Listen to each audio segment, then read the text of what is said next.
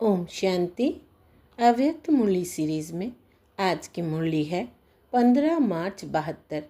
मुरली का हेडलाइन त्याग और भाग्य। अपने को त्याग तपस्वी मूर्त समझते हो। सबसे बड़े ते बड़ा मेहनत का त्याग कौन सा है? देह अभिमान। ज्ञान का अभिमान व बुद्धि का अभिमान भी क्यों आता है? पुराने संस्कारों का त्याग भी क्यों नहीं होता है? उसका मुख्य कारण देह अभिमान है। देह अभिमान को छोड़ना बड़े ते बड़ा त्याग है, जो हर सेकंड अपने आप को चेक करना पड़ता है। और जो स्थूल त्याग है, वो कोई एक बार त्याग करने के बाद किनारा कर लेते हैं। लेकिन यह जो देह अभिमान का त्याग है, वो हर सेकंड देह का आधार लेते रहना है, लेकिन यहाँ सिर्फ रहते हुए न्यारा बनना है। इसी कारण हर सेकंड देह के साथ आत्मा का गहरा संबंध होने कारण देह का अभिमान भी बहुत गहरा हो गया है। अब इसको मिटाने के लिए मेहनत लगती है। अपने आप से पूछो कि सब प्रकार का त्याग किया है, क्योंकि जितना त्याग करेंगे उतना ही भाग्य प्राप्त करेंगे।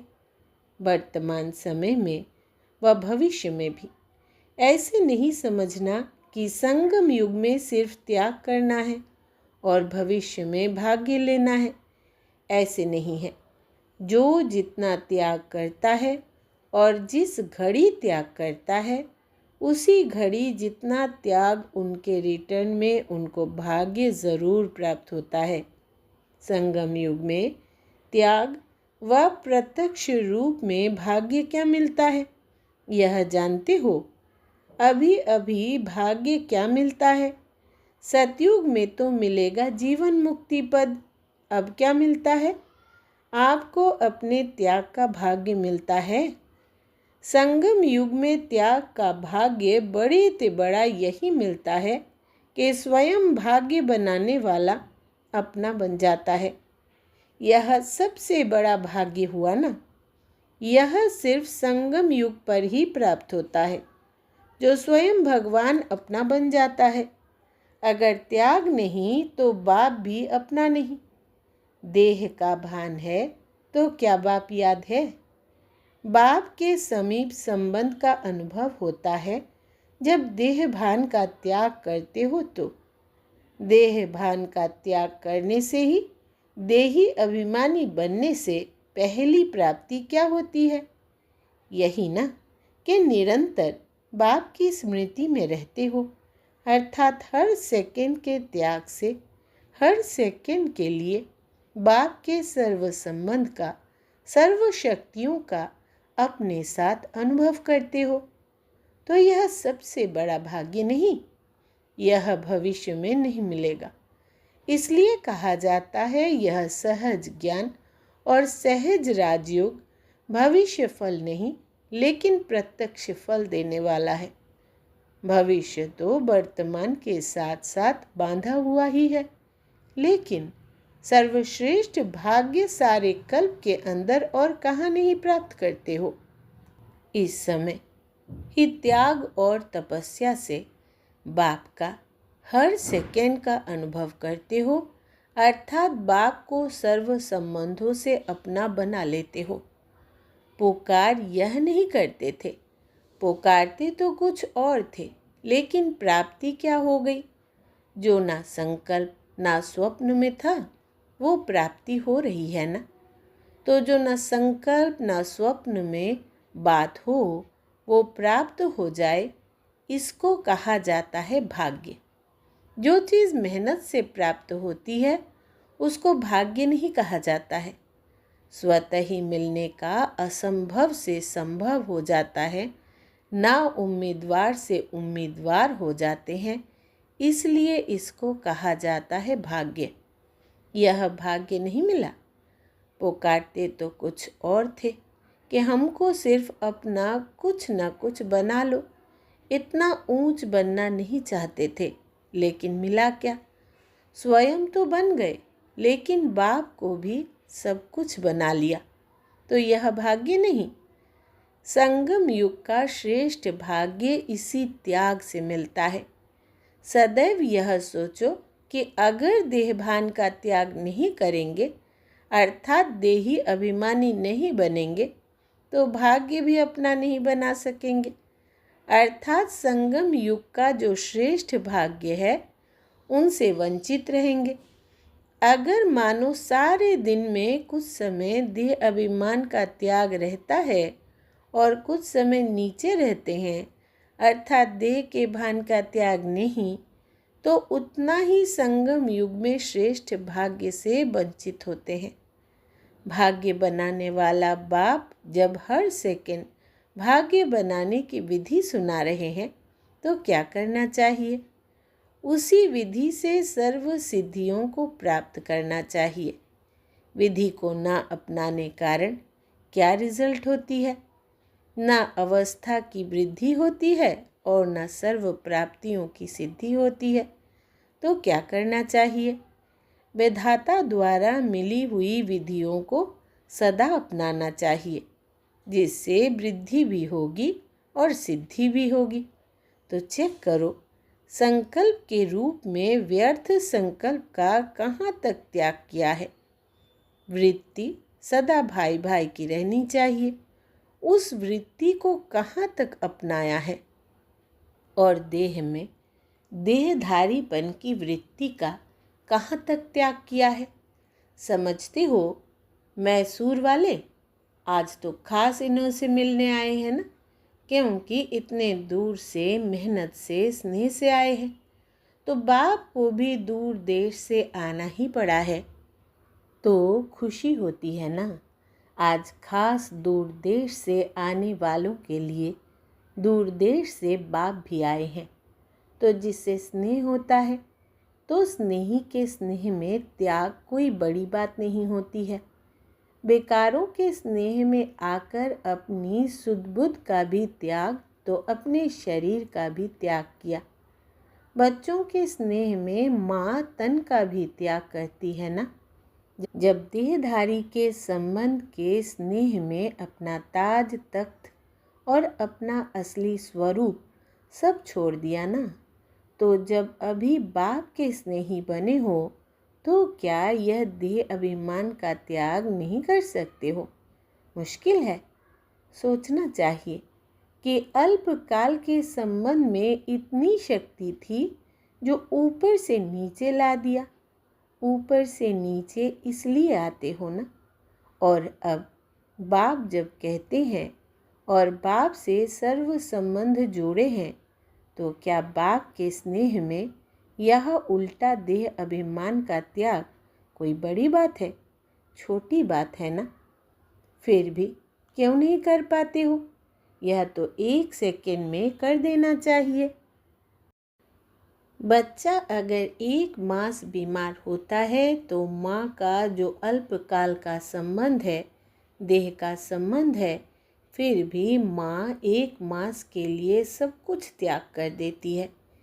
देह की स्मृति सुख त्याग करने में देरी नहीं करती, मुश्किल भी नहीं समझती है। तो यहाँ क्या करना चाहिए? यहाँ तो सदा काल का संबंध और सर्व संबंध है, सर्व प्राप्ति का संबंध है। तो यहाँ 1 सेकंड भी त्याग करने में देरी नहीं करनी चाहिए। लेकिन कितने वर्ष लगाया है? देह का भान त्याग करने में कितना वर्ष लगाया है? कितने वर्ष हो गए? 36। लगना चाहिए 1 सेकंड, और लगाया है 36 वर्ष। आधा कल्प का अभ्यास पड़ा हुआ है। और वो जो आधा कल्प देहभान से और विकारों से न्यारे थे, वो आधा कल्प का अभ्यास 1 सेकंड में भूल गया। इसमें टाइम लगा क्या? त्रेता में भी 2 कला कम हो जाती है, फिर भी विकारों से परे तो रहते हो ना। सतयुग त्रेता में निर्विकारी तो थे ना। 2 कला कम होने के बाद भी त्रेता में निर्विकारी तो कहेंगे ना। विकारों के आकर्षण से परे थे ना। यह भी आधा कल्प के संस्कार हो गए, तो वो क्यों नहीं स्मृति में जल्दी आते हैं? आत्मा का असली रूप भी क्या है? आप आत्मा के निजी असली संस्कार व गुण कौन से हैं? वही है ना जो बाप में है। जो बाप के गुण है, ज्ञान का सागर, सुख का सागर, शांति का सागर, वो सागर है। पर आप स्वरूप तो हो। तो जो आत्मा के निजी गुण है, शांति स्वरूप तो होना। यह तो संग के रंग में परिवर्तन में आए हो, लेकिन वास्तविक जो आत्मा के स्वरूप का गुण है, वो तो बाप के समान है ना। वो भी क्यों नहीं जल्दी स्मृति में आना चाहिए? ऐसे ऐसे अपने से बातें करो, समझा? ऐसे ऐसे अपने से बातें करते करते, अर्थात रूह रूहान करते करते रूहानियत में स्थित हो जाएंगे।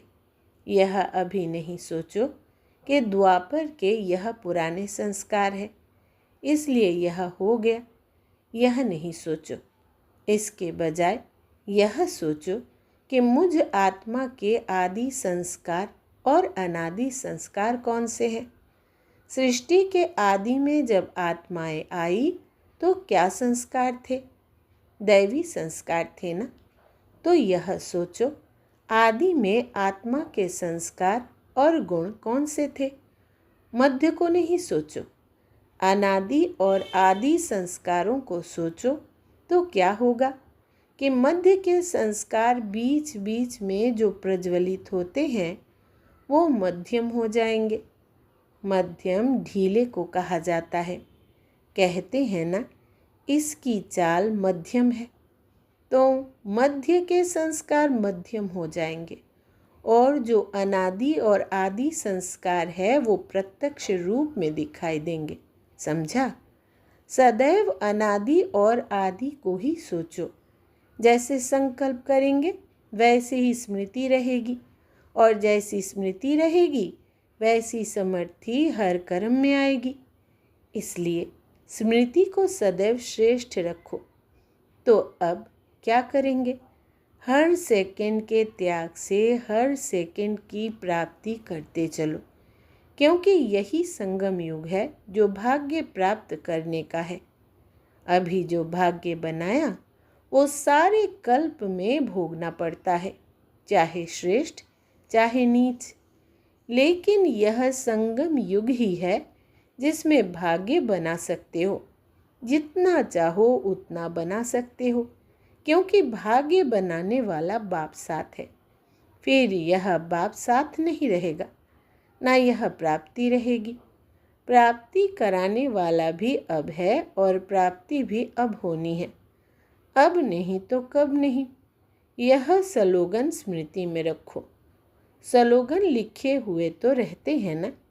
यह समझते हो कि यह स्लोगन हमारे लिए है। अगर सदैव यह स्मृति में रहे कि अब नहीं तो कब नहीं, तो फिर क्या करेंगे? सदैव सोचेंगे जो करना है तो अब कर ले। तो सदा यह स्लोगन स्मृति में रखो।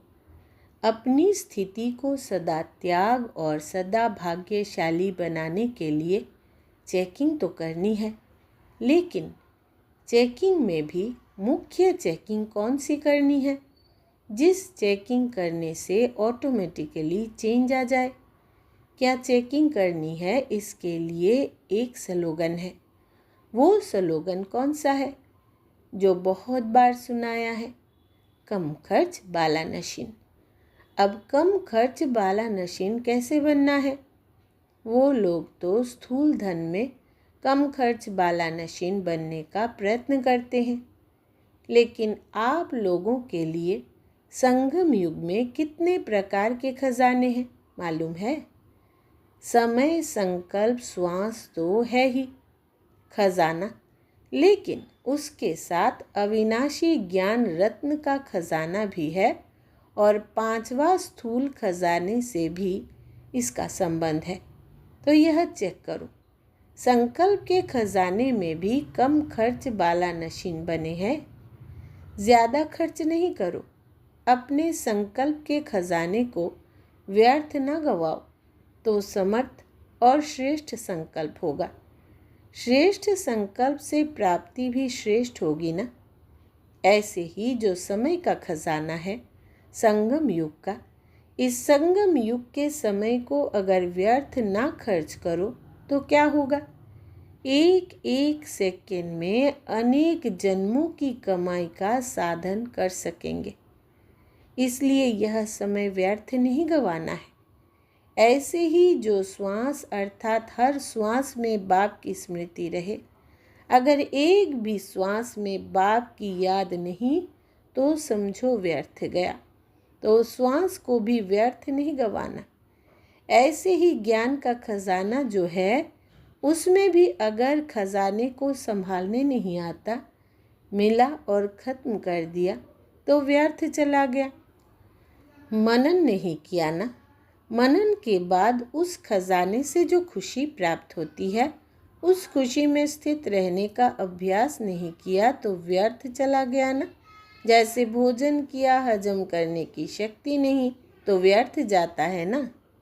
इसी प्रकार यह ज्ञान के खजाने आपके प्रति व दूसरी आत्माओं को दान देने के प्रति ना लगाया तो व्यर्थ गया ना।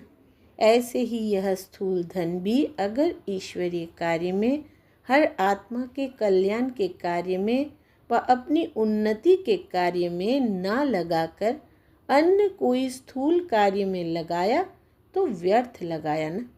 क्योंकि अगर ईश्वरीय कार्य में लगाते हो तो यह स्थूल धन 1 का लाख गुना बनकर प्राप्त होता है, और अगर एक व्यर्थ गंवा दिया तो एक व्यर्थ नहीं गंवाया, लेकिन लाख व्यर्थ गंवाया। इसी प्रकार जो संगम युग का सर्व खजाना है, उस सर्व खजाने को चेक करो कि कोई भी खजाना व्यर्थ तो नहीं जाता है। तो ऐसे कम खर्च बाला नशीन बने हो या अब तक अलबेले होने के कारण व्यर्थ गंवा देते हो। जो अलबेले होते हैं वो व्यर्थ गंवाते हैं, और जो समझदार होते हैं, नॉलेजफुल होते हैं, सेंसिबल होते हैं, वो एक छोटी चीज़ भी व्यर्थ नहीं गंवाते। ऐसे के लिए ही कहा जाता है कम खर्च बाला नशीन। ऐसे हो जैसे साकार बाप ने कम खर्च बाला नशीन बन करके दिखाया ना, तो क्या फॉलो फादर नहीं करना है? कोई भी स्थूल धन अगर स्थूल धन नहीं है तो जो यज्ञ निवासी है उनके लिए यह यज्ञ ही, हर वस्तु ही स्थूल धन के समान है। अगर यज्ञ की कोई भी वस्तु व्यर्थ गंवाते हैं तो भी कम खर्च बाला नशीन नहीं कहेंगे। जो प्रवृत्ति में रहने वाले हैं, स्थूल धन से अपना पद ऊंच बना सकते हैं, वैसे ही यज्ञ निवासी भी अगर यज्ञ की स्थूल वस्तु कम खर्च बाला नशीन बनकर यूज़ करते हैं अपने प्रति व दूसरों के प्रति, उनका भी इस हिसाब से भविष्य बहुत ऊंच बनता है। ऐसे नहीं कि स्थूल धन तो प्रवृत्ति वालों के लिए साधन है, लेकिन यज्ञ निवासियों के यज्ञ की सेवा भी यज्ञ की वस्तु की इकोनॉमी रूपी धन स्थूल धन से भी ज़्यादा कमाई का साधन है। इसलिए जब यज्ञ की एक भी चीज़ यथार्थ रूप से लगाते हो व संभाल करते हो, व्यर्थ से बचाव करते हो, तो समर्थी आती है भविष्य प्राप्ति के लिए। व्यर्थ से बचाव किया, अपना भविष्य बनाने की, तो प्राप्ति हुई ना। इसलिए हर एक को अपने आप को चेक करना है। तो अपने को कम खर्च बाला नशीन कितना बनाया है? व्यर्थ से बचो, समर्थ बनो। जहाँ व्यर्थ है वहाँ समर्थ ज़रा भी नहीं, और जहाँ समर्थी है वहाँ व्यर्थ जावे, यह हो नहीं सकता। अगर खजाना व्यर्थ जाता है तो समर्थी नहीं आ सकती है। जैसे देखो, कोई लीकेज होती है, कितना भी कोशिश करो लेकिन लीकेज कारण शक्ति भर नहीं सकती है, तो व्यर्थ भी लीकेज होने के कारण कितना भी पुरुषार्थ करेंगे, कितना भी मेहनत करेंगे, लेकिन शक्तिशाली नहीं बन सकेंगे। इसलिए लीकेज को चेक करो। लीकेज को चेक करने के लिए बहुत होशियारी चाहिए। कई बार लीकेज तो मिलती नहीं है। बहुत होशियार होते हैं, नॉलेजफुल होते हैं, वो लीकेज को कैच कर सकते हैं। नॉलेजफुल नहीं तो लीकेज को ढूंढते रहते हैं। तो अब नॉलेजफुल बन चेक करो तो व्यर्थ से समर्थ हो जाएंगे। समझा? अच्छा, मैसूर वाले क्या याद रखेंगे? माताएं सिर्फ याद की यात्रा में रहती है ना, क्योंकि भाषा तो समझ नहीं सकती। यह तो याद रखेंगी ना, कम खर्च बाला नशीन, फिर भी भाग्यशाली हो।